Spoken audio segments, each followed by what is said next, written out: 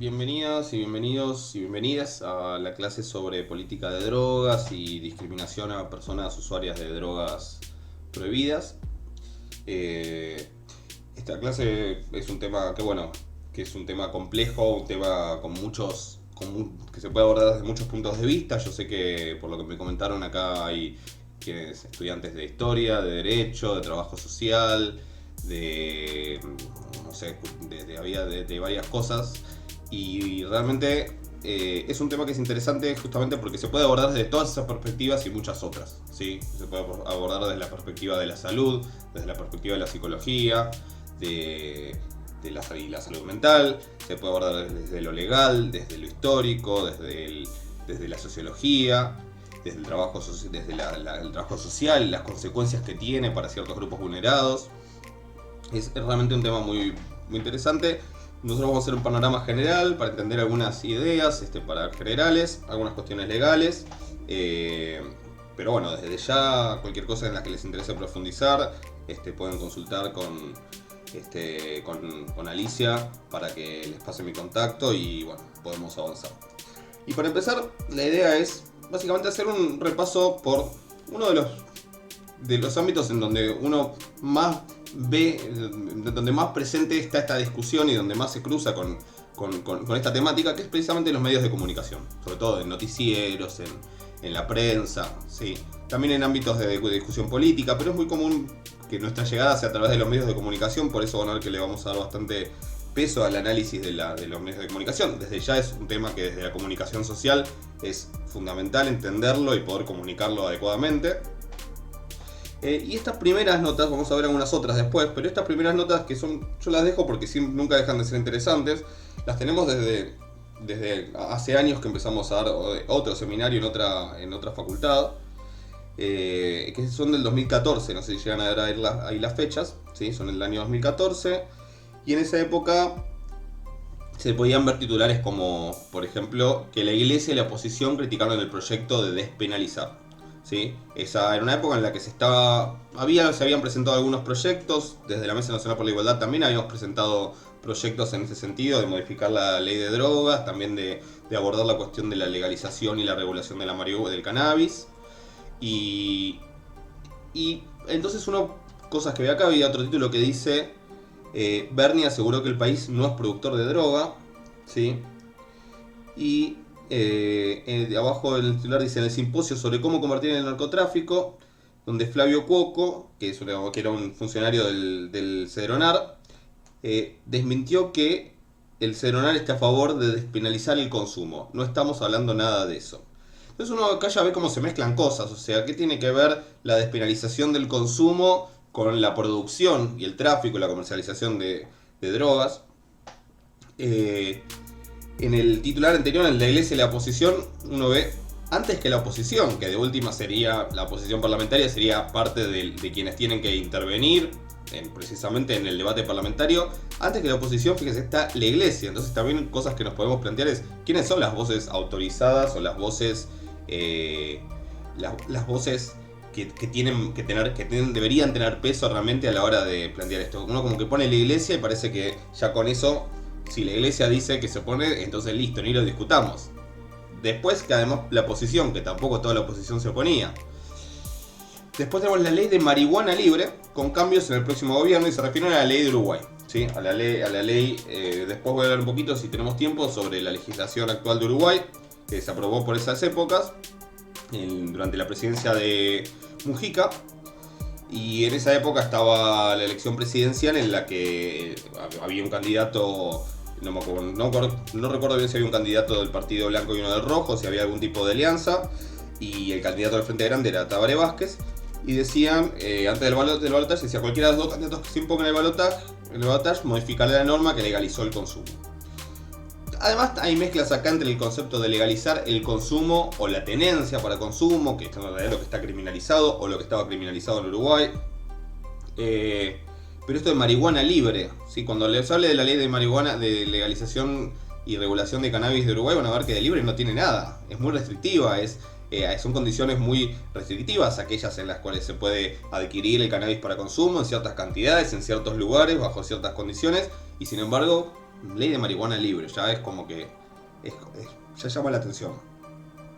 No es raro esto, o sea, esto es algo que es común en los medios, este tratamiento, sobre todo en ciertos medios, fíjense cuáles son los medios que están acá en cuestión, pero en la mayoría de los medios, no en todos por suerte, pero en la mayoría de los medios, y ni hablar en la televisión, en los medios audiovisuales, es normal que el tratamiento que se hace sobre el tema sea muy liviano, basado en ideas preconcebidas, en prejuicios, en lugares recontra comunes, en eslogans recontra comunes como esto del flagelo de la droga,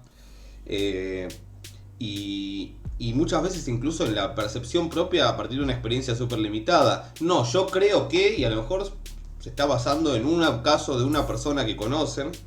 Entonces, digo, traigo esto y ahora vamos a volver sobre otros de más adelante, porque esto era una época en la que había cierto margen para debatir.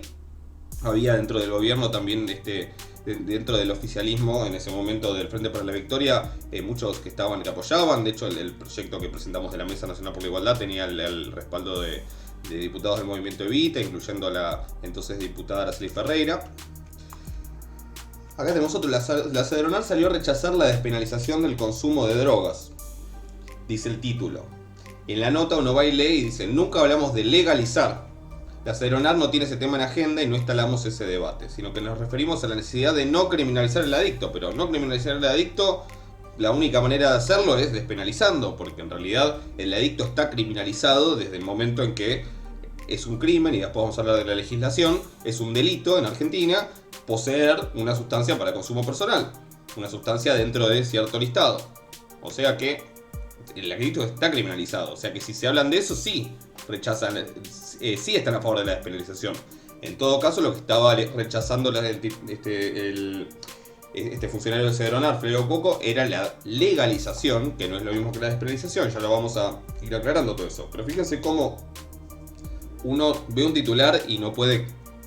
Esto en general es algo que ustedes ya saben que pasa con casi cualquier tema, pero si el tema es política de drogas, adicciones, peor todavía. O sea, descrean de todo lo que lean y cualquier duda que tengan tienen que ir a leer la cita textual, porque que digan que alguien dijo que pueden estar cambiadas todas las palabras de una manera en la que el mensaje cambie completamente.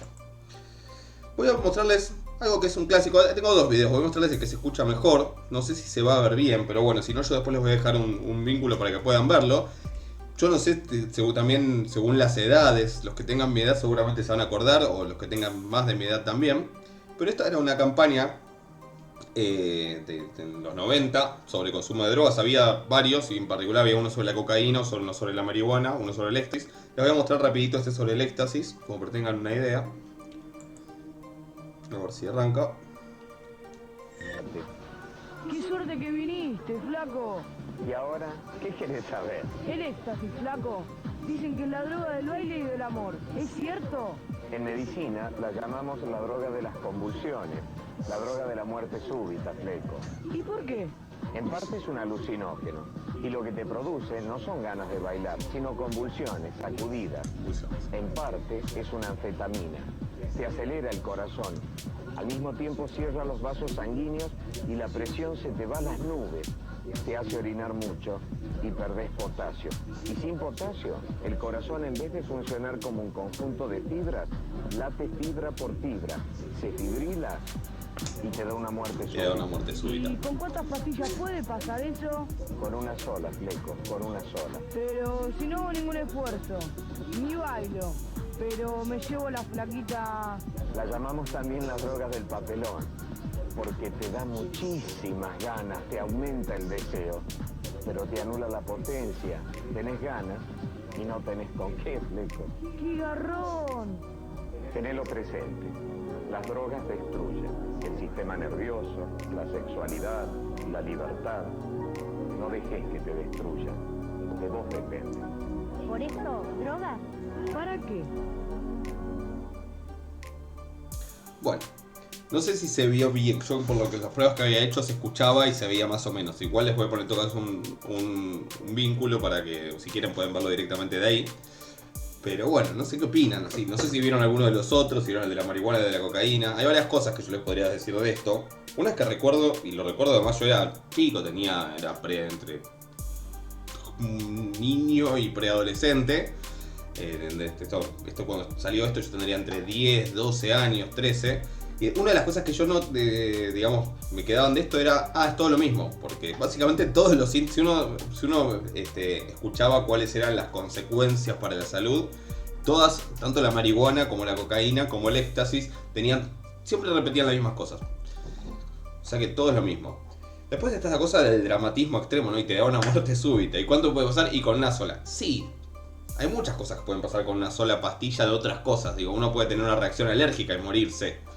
Lo cual no significa que la mayoría de la gente, o que la inmensa mayoría de la gente, por consumir una pastilla de éxtasis, vaya a tener una muerte súbita. Puede pasar. Sí, puede pasar con ibuprofeno, puede pasar.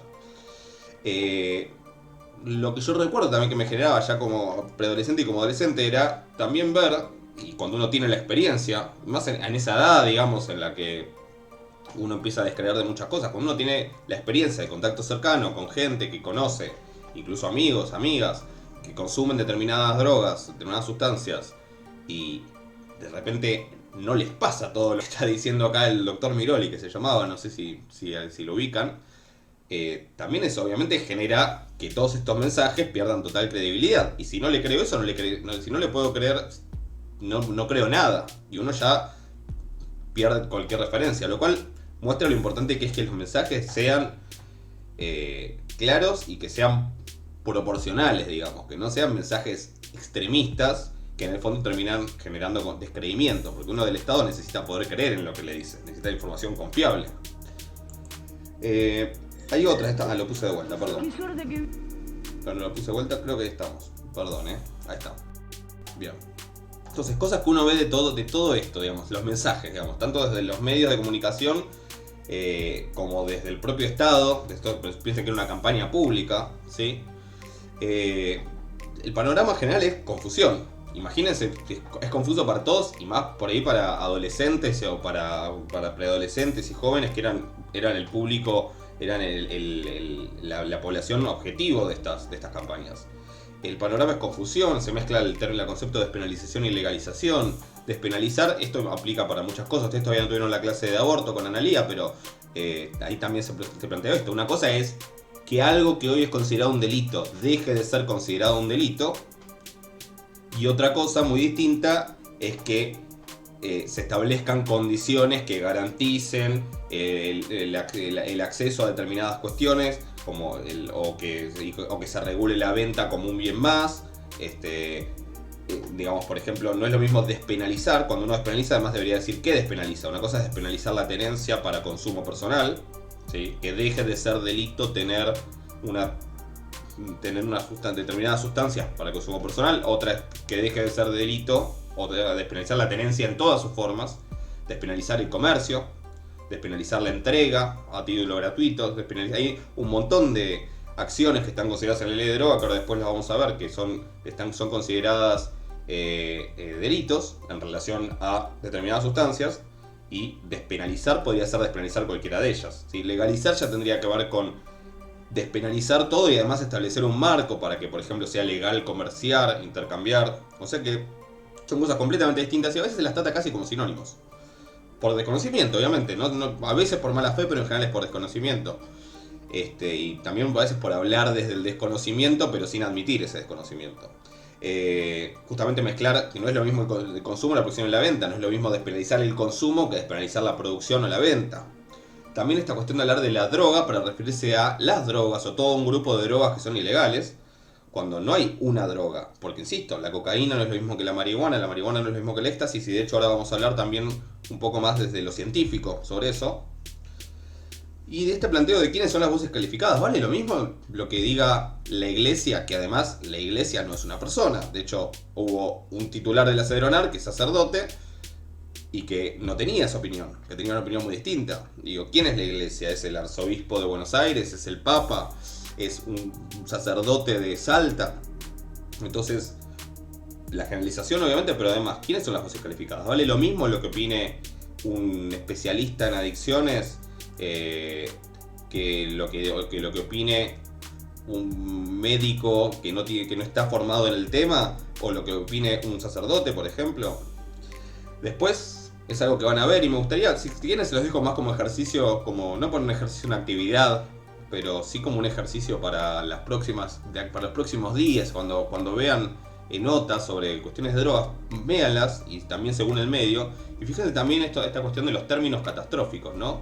Del flagelo, de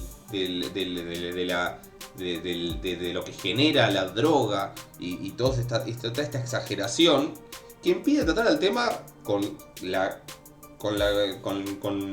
gravedad que tiene en ciertos casos y hace que sea tratado de forma en otros casos con una tela, no me sale la palabra, con un paño así como de dramatismo que no corresponde y que no suma tampoco. También esto de generalizar a partir de situaciones puntuales. ¿Cuántas veces escuchamos a alguien decir, no, porque yo conozco a alguien que, bueno, pero que conozcas a una persona no quiere decir que esa sea la generalidad, ¿sí? Y que entonces se omitan datos estadísticos que es en base a lo que se deberían tomar decisiones de política pública y decisiones de legislación y decisiones de política sanitaria, ¿sí? No se puede hablar de un caso puntual de alguien que conoce un vecino, un amigo, un familiar, sino hay que ver los datos que existen además incluso en nuestro país. La CENONAR recoge datos, o sea, eso es importante también para abordar el tema profesionalmente y con rigor académico, es importante. Y después obviamente la hipocresía, ¿sí? Como muchas veces hoy en día tal vez se va diluyendo, pero no del todo, el estigma con la marihuana, por ejemplo, pero hace unos años era mucho más fuerte y se trataba a veces, en cierto contexto, era gracioso hablar de la marihuana o de fumarse un porro, y en otro contexto es un drogadicto porque se fuma un cigarrillo de marihuana. Incluso con la cocaína, que se sabe que hay mucha gente que consume cocaína, personajes famosos, incluso, no pienso meterme nombres en particular, pero personajes famosos que uno, que tal vez consumen cocaína, pero cuando después que usan acusan a otras personas de consumir, y digo acusan porque lo hacen precisamente desde un lugar para atacar. Digo, son cosas que uno ve todo el tiempo. Y no es algo que haya mejorado demasiado en los medios de comunicación ni en el debate político. El debate político en algunas cosas, pero tampoco. Y quiero mostrarles qué pasó con el cambio de gobierno a partir de 2015, fines de 2015, ya en 2016. Si el panorama era complicado, fue mucho peor porque se volvió la guerra, ¿sí? A la famosa guerra contra las drogas. Esto de empezar a hablar de vuelta de el flagelo de las drogas, de la lucha contra el narcotráfico, como si el narcotráfico fuera el peor de los delitos y fuera el peor de los delitos que afronta el país, ¿sí? Como si fuera peor el narcotráfico que la violencia de género, por ejemplo, ¿sí? Y entonces, por ejemplo, Vidal reivindicó la lucha contra el narcotráfico. No vamos a parar, ¿sí? Para el titular de CENONAR no es tiempo de hablar de despenalización. Bueno, si se estaba hablando un poco, se frenó completamente el debate, ¿sí? Y, por ejemplo, esto es de 2017, el gobierno evalúa que las Fuerzas Armadas, esto es la época, obviamente, estamos hablando de todos estos años donde Patricia Bullrich estaba al frente del Ministerio de Seguridad. El gobierno evalúa que las Fuerzas Armadas puedan actuar en la lucha contra el narcotráfico y el terrorismo, ¿sí? El terrorismo es otro tema acá, pero el narcotráfico, que es un tema de seguridad interior, el gobierno evaluando que las Fuerzas Armadas puedan actuar contra el narcotráfico, lo cual obviamente contradice la ley de seguridad interior. No se avanzó en ese sentido, creo, pero podría haberse avanzado, y se podría haber avanzado porque justamente el discurso del dramatismo alrededor del tema del narcotráfico y del consumo de drogas hace que logre legitimidad en la sociedad esta idea de que, bueno, hay que hacer lo que sea. Y en lo que sea es, por ejemplo, meter presa a gente por consumir solamente, ¿sí? Que ahora vamos a hablar sobre eso. Y que ya saben las consecuencias que todo eso tiene, porque también ya tuvieron la clase con Lidia sobre personas privadas de libertad. Otra consecuencia que hubo de este nuevo discurso y de esta nueva vuelta a la guerra contra las drogas, las detenciones por tenencia de marihuana, estos 2017, por tenencia de marihuana para consumo personal, no estamos hablando de narcotráfico, estamos hablando de tenencia de marihuana para consumo personal, llegaron a un récord histórico, aumentaron 64% en 6 meses. Estamos hablando, esto salió de un informe del fiscal Federico Delgado, estamos hablando de que detenciones por tenencia de marihuana para consumo personal aumentaron de golpe, justamente por el endurecimiento de ciertas políticas y también por la mayor... esto tiene que ver con quiénes eran esas personas seguramente que fueron detenidas. Seguramente se trata de grupos vulnerados, seguramente se trata de personas que viven en barrios más humildes, que tienen cierto color de piel o que se visten de cierta manera y que son el objetivo, ¿sí?, de la violencia institucional y de las requisas policiales, en general ilegales, ¿sí? Y que por ahí encuentran a alguien que justo tenía un cigarrillo de marihuana y lo llevan detenido, le inician una causa.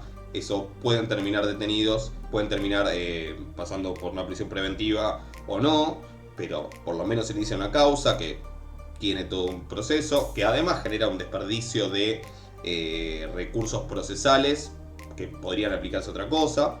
Bueno, todo esto es cuando uno enfoca como si lo peor que le está pasando al país es el narcotráfico, además de que con eso puede también desviar la atención de otras cuestiones, termina generando también que sea un caldo de cultivo para estas situaciones. Incluso llegamos a escuchar cosas el año pasado como una cosa es legalizar el consumo para el que tiene el departamento en Palermo y se fuma un porro para pasarla bien. Me acuerdo que además se había dicho mirando Netflix con los amigos, acá no lo dice. Y otra cosa es para el que vive en una casa de chapa, opinó Amalia Granata, ya era diputada electa de la provincia de Santa Fe. Y esta cosa también de que, bueno, incluso Vidal también lo había dicho, ¿sí? Esto de una cosa es nosotros que podemos controlarnos porque tenemos una educación, no sé qué, una formación. Yo la verdad que no quiero tampoco andar opinando particular de Amalia Granata porque no tiene sentido. Y otra cosa es para el que vive en una casa de chapa.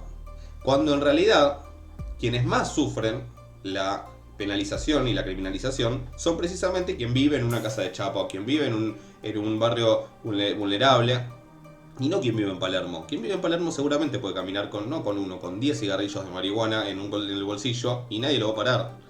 Y quien vive en una casa de chapa por tener medio porro probablemente puede tener iniciado una causa. Con lo cual, digo, todo este discurso hay que desarmarlo, es importante y bueno, no hay que dejar de mencionar estas cosas. Obviamente estamos hablando de personajes muy particulares de quienes uno no espera nada, pero digo, no por eso uno debería dejar de contestar. Bueno, entonces vamos a empezar a hablar de algunas cuestiones más conceptuales, pero esto es como quería bombardear un poco con todo esto como para que vean lo complejo y lo tergiversado que está todo y lo difícil a veces que es encauzar el debate en algún sentido. Pero entonces vamos a retroceder un poco y empezar a hablar de las cuestiones más conceptuales, ¿sí?, que tienen que ver con este problema, diferentes enfoques, como para tratar de entender un poco mejor y poder empezar a desarmar todos estos discursos.